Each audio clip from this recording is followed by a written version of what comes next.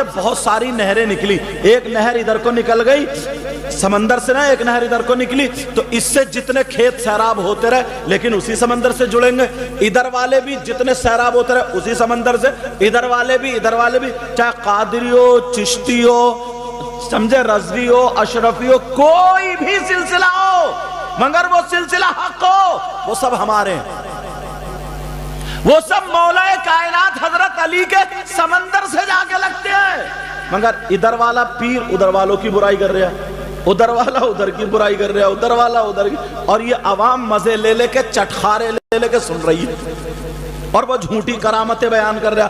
لیکن چلو میں جو بتاؤں گا یا تو قرآن یا حدیث کی بات، مگر سن لینا، توجہ سے سن لینا۔ اب کون ہے وہ جو اپنی ماں کے ساتھ غلط حرکت کرنے جیسا، اپنی ماں کے ساتھ غلط کام کرنے جیسا، غلط نظر ڈالنے جیسا اگر تمہیں مل جائے تو تم اس سے دوستی ہرگز نہیں کرو گے، اور اگر تم ہی ہو تو توبہ کرو گے۔ بولو انشاءاللہ۔ دو حدیثیں، کتنی حدیثیں؟ صحابہ نے آقا سے پوچھا تھا کیا، لیکن سنو اس سے پہلے، تم نے نام سنا ہوگا، توجہ رکھنا، نام سنا ہوگا سود اور بیاس کا، نام سنا نا، سود اور بیاس کا۔ کتنے لوگ کاروبار کر رہے ہیں؟ بہت سارے کرتے، 5% تو کر ہی رہے مسلمانوں میں۔ تم نے نام سنا ہوگا کس کا؟ بولو، سود اور بیاس کا۔ نبی نے سود اور بیاس کے تعلق سے بتایا صحابہ کے درمیان ایک حدیث کہ سود اور بیاس کا جو گناہ ہے اس گناہ کے 70 حصے ہیں، اتنا بڑا اتنا بڑا اتنا بڑا، ایسے 70 حصے ہیں، اور دوسری حدیث میں 73 حصوں کا ذکر آتا ہے۔ کتنوں کا؟ بولو 73۔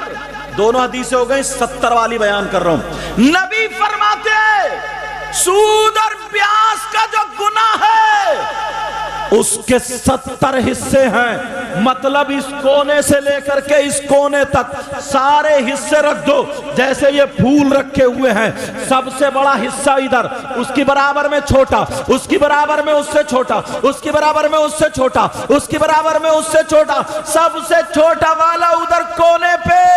اب نبی فرماتے ہیں ان 70 حصوں میں سب سے چھوٹا والا حصہ جو ہے اس کا گناہ، اس کا پاپ ایسا ہے جیسے سگے بیٹے کا ماں کے ساتھ زنا کرنا۔ ہے کوئی مائی کا لال جو نبی کی بات کو جھٹلا دے اور کوئی حدیث غلط ثابت کر دے تو منہ مانگا انعام۔ میں بھی پہلے مدرسے میں رہا ہوں، بعد میں یہاں آیا ہوں، سمجھ رہے میری بات؟ بات ایک ایک کلیئر کر کے جاؤں گا۔ اب مجھے پتہ نہیں، معاف کرنا، کون یہ کام کرتا کون نہیں کرتا، سمجھے نہ؟ میری کمیٹی والوں سے بھی ملاقات ہی نہیں، میں تھکا ہوا اتنا تھا، آ کر کے اور بس میں سو گیا، اور سو کر کے وضو بنا کے صافہ باندھ کے در آ گیا، سمجھ میں آ رہی؟ چائے پی کے۔ نبی فرماتے ہیں ان 70 حصوں میں سب سے چھوٹے والے حصے کا گناہ اتنا ہے جیسے سگے بیٹے کا ماں کے ساتھ غلط حرکت کرنا۔ جب چھوٹے حصے کا گناہ اتنا ہے تو اور 69 حصے بڑے بڑے بڑے بڑے بچے، ان کا گناہ کتنا ہوگا؟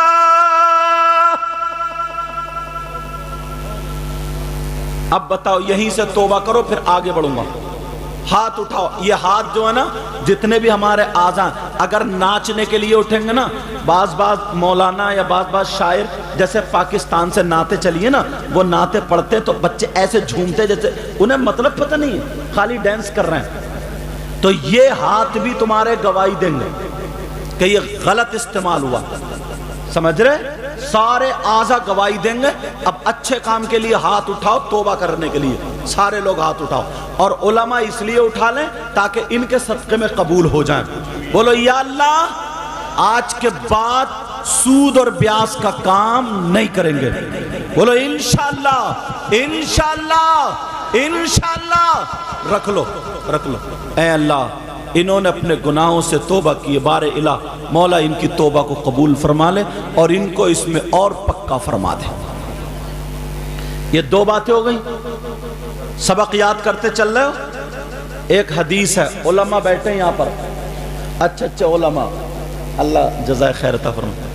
ایک حدیث ہے، نبی نے فرمایا تھا اطلب العلم من المہدی الی اللحد۔ اس کا مطلب یہ ہے علم حاصل کرو ماں کی گود سے قبر تک۔ اب کون سا مدرسہ ایسا ہے جس میں 60 سال کے لوگ پڑھنے جائیں گے، 50 سال کے جائیں گے، 40 سال کے جائیں گے؟ ہے کوئی مدرسہ ایسا؟ تو کہاں پڑھو گے تم؟ اور نبی نے فرمایا، بیٹا بات مت کرو حضرت، ہاں، نبی نے کہا کہ علم حاصل کرو ماں کی گود سے قبر تک۔ کہاں کرو گے؟ یہ جو جلسے ہوتے ہیں نا، بڑی محنت سے چندہ ہوتا ہے، یہ 500 روپے صبح سے شام تک پسینہ نکل جاتا تو ایک آدمی کماتا ہے۔ کمیٹی والے اکٹھا کرتے ہیں، خالی ہڑدنگی کے لیے نہیں۔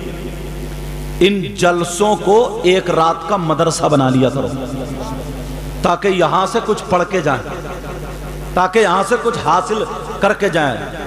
قوم کے پیسے کو برباد مت کرنا، ورنہ ان کمیٹی والوں سے بھی ایک ایک روپیے کا حساب ہونا ہے، ایک ایک روپیے کا حساب ہونا۔ یہ قوم سے چندہ لیا انہوں نے صرف اللہ اور رسول کے ذکر کے نام پر، سمجھے؟ اور اگر ہڑودنگیوں میں گزار دو گے تو ایک ایک روپے کا انہیں بھی حساب دینا پڑے گا۔ میں کلیئر بولتا ہوں، سمجھ میں؟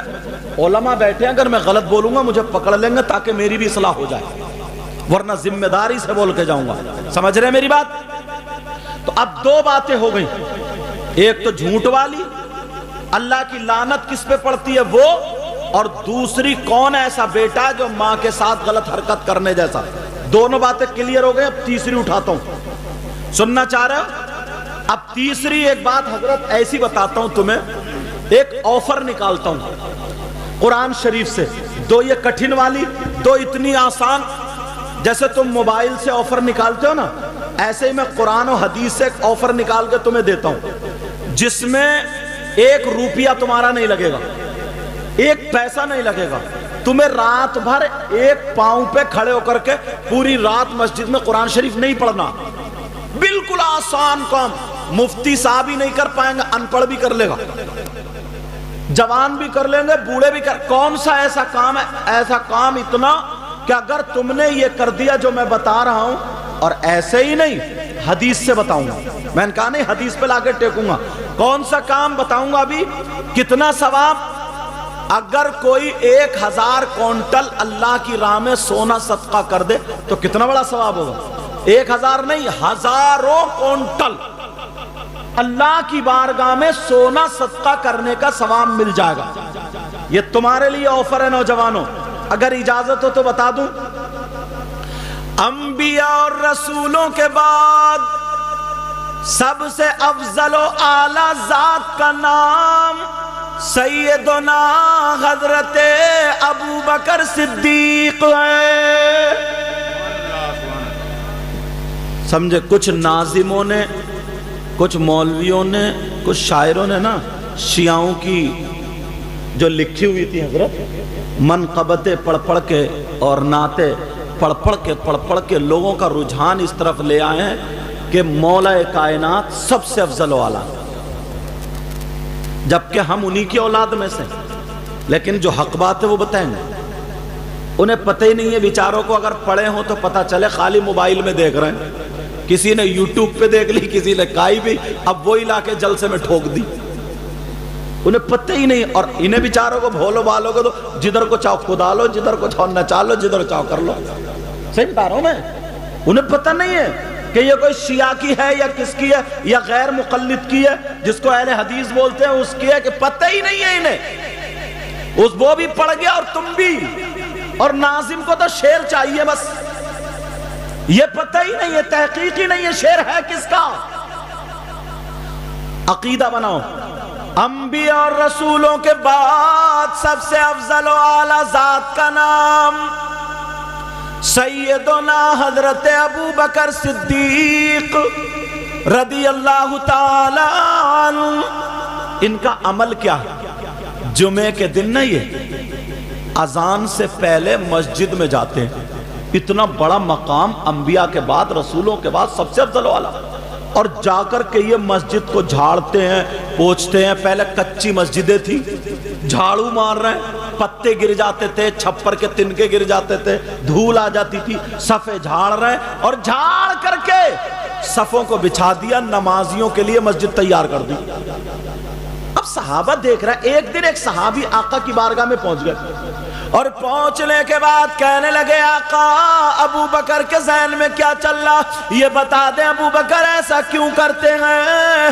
اب میرے نبی جمعے کے دن ارشاد فرماتے ہیں قیامت تک کے مسلمانوں کے لیے یہ پیغام. میرے نبی فرماتے ہیں اے لوگوں کلمہ پڑھنے والوں، اگر کوئی جمعے کے دن مسجد کو جھاڑ پہنچ کر کے ادا یعنی نماز سے پہلے مسجد کو نمازیوں کے لیے تیار کر دے گا تو اسے اتنا ثواب ملے گا، اتنا جتنا احد پہاڑ کی برابر اللہ کی بارگاہ میں، اللہ کی راہ میں سونا صدقہ کرنے کا ثواب ملتا ہے. سبحان اللہ سبحان اللہ. اتنے نوجوانوں میں کوئی کہہ دے گا کہ میں نے ہاں یہ کام کیا، یہ باتیں تمہیں کہاں ملیں گی؟ نہ تمہارے ابا بتائیں نہ تمہاری اماں بتائیں، جبکہ ان کی ذمہ داری، مگر بیچارے کیا کریں، اماں ابا کو تو خود پتہ نہیں ہے. احد پہاڑ کی برابر سونا صدقہ کرنے کا ثواب ملتا ہے، 1 روپیہ نہیں لگا. مگر بعض اتنا سنیچر ہے، جمعے کے دن بھی نا اذان کا انتظار کرتا ہے. اذان ہو رہی ہے پھر بھی مکڑیا رہا. بیوی کہہ رہی ہے نہاتے کیوں نہیں، اذان ہو رہی ہے. تو جو پینٹ کے پیچھے وہ نیکر کا بچہ، چھوٹا سا نیکر کا بچہ جس کو چڈی بولتے ہیں، وہ آنگن میں پہن کے نہانے جا رہا ہے. یہ بے حیا بے شرم. ساری باتیں کتابوں سے نہیں، کم سے کم کچھ یہاں سے بھی سوچو. اماں ہے گھر میں، بہن ہے گھر میں، اور بھی گھر میں لیڈیز ہیں، ہے کہ نہیں ہے؟ تم ایک 4 انگل کی وہ چڈی پہنے پڑے، اس سے کیا چھپ رہا تمہارا؟ اتنی عقل تو خود بھی رکھتے ہو نا، اتنی یہ تو شرم و حیا غیرت خود بھی ہونی چاہیے. یہی تھوڑی ہے تمہیں چلو اتنا معلوم نہیں ہے مرد کا کہاں سے کہاں تک چھپانا فرض ہے. گھٹنے سے لے کے ناف تک مرد کی سطر عورت ہے، اس کو چھپانا ضروری واجب فرض ہے. اور تم نہ آنگن میں شیمپو پہ شیمپو مار رہا، اور پورے یہاں کی پاؤں دکھ رہے ہیں، میں کیسے بولوں، ساری چیزیں دکھ رہی ہیں، پھر بھی شرم و حیا غیرت نہیں. نبی فرماتے اگر کوئی جمعے کے دن مسجد کو جھاڑ پہنچ کے صاف کر کے 1 مٹھی کوڑا نکال دے گا تو اللہ تعالیٰ اسے احد پہاڑ کی برابر سونا صدقہ کرنے کا ثواب ملے گا. اب مجھے بتاؤ کہ نبی کی بات غلط ہو سکتی ہے؟ نہیں، کسی پیر کی تو ہو سکتی ہے، مگر آمنہ کے لال کی بات غلط نہیں ہو سکتی. سبحان اللہ. تمہیں یہ کوئی باتیں بتاتا نہیں.